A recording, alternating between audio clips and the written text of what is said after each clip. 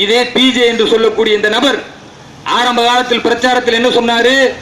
அதாவது நடிகர்களை எல்லாம் இந்த சமூகம் பின்பற்றி கொண்டிருந்தது, இளைஞர்கள் எல்லாம் நடிகர் பின்னால் சென்று கொண்டிருந்தார்கள்.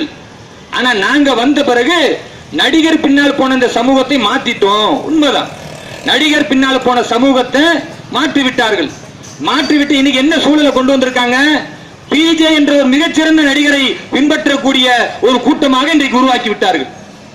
எந்த அளவுக்கு பாத்தீங்கன்னா, இந்த பிஜே என்ற வழிகேடன் சமூகத்தில் எவ்வளவு பெரிய ஈனத்தனமான காரியத்தை செய்திருக்கிறான் என்று அவனுடைய பர்சனல் மெயிலுக்கு நாங்கள் என்ன செஞ்சிருக்கிறோம்? விவாத அழைப்பு கடிதம் போட்டிருக்கிறோம்.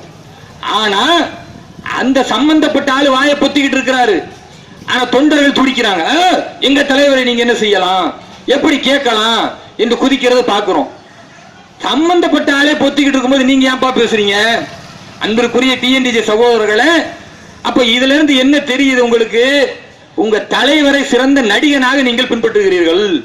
இன்னும் ஒருபடி மேல சொன்னா எவ்வளவு பெரிய நடிகன் பாருங்க. பொது மேடையிலிருந்து சொல்லிடுவார், என்ன சொல்லிடுவாரு? விவாதத்திற்கு தயாரா, எங்களோட விவாதம் செய்ய தயாரா என்று நடிப்பார்.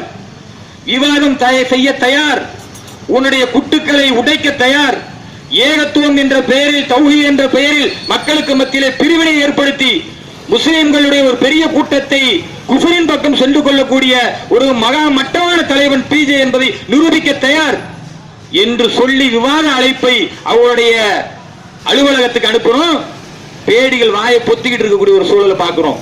அப்ப விவாத களத்தை சந்திக்க திராணி இல்லாமல் மாநாட்டில் மட்டும் அறைகோல் விடுவார்கள்.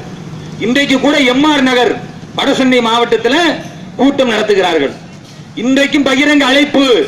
உங்களுக்கு திராணி இருந்தால், தைரியம் இருந்தால், இதே எம்ஆர் நகர்ல எங்க நீங்கள் கூட்டம் நடத்துகிறீர்களோ அதே இடத்தில் சத்தியத்தின் பக்கம் நான் உங்களை அழைப்பு கொடுக்கிறோம். சந்திக்க தயாரா?